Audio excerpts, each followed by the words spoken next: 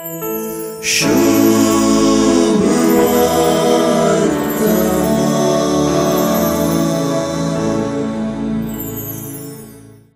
सुवार्ता मोठवी तरी बारीस परिणामकारी तितलेंच नाही, ही सुवार्ता निरूपण केल्ली रीती आकर्षक. जेजूचे आवयक आणि ताच्या भावांक जेजूक मेळोवंक जाय आसलें, तांकां ताचे सर्शेन वचोंक जाय आसलें आनी तांकां ताका पळोवंक जाय आसलें. हें खंयचेंय तांकां साध्य जालें ना. ती जेजूची संबंधिकां मध्ये हे मेळचें, सर्शीन वचें आनी पळोवंक वचें सामान्य.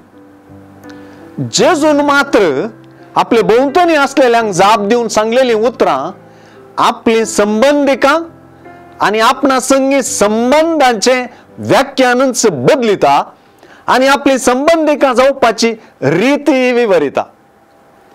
वंप्याचे ओपारींत आनी तिच्या अर्थ विवरणांत आनी उपरांत दिवटणे वयल्या दिव्याची सर दिवन देवाचे उतर आयकोवचे विशीं आनी तें उतर जिणयेंत फळादीक करचे विशीं आनी तें कोणेय काडून व्हरीन अशें सांबाळचे विशीं उलयल्लो जेजू आतां परत सुवार्तेंत देवा उतराचेरच आपली शिकोवन ठेवयता.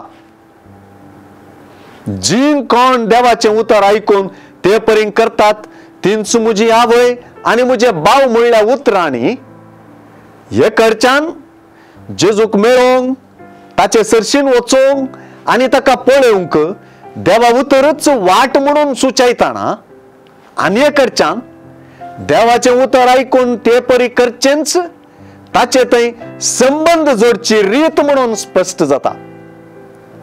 क्रिस्त संबंध मेच्चो रक्तांत न्हय, बगर देवा उतराच्या आयकपा आनी पाळपांत म्हणलें हांगा स्पश्ट जालां.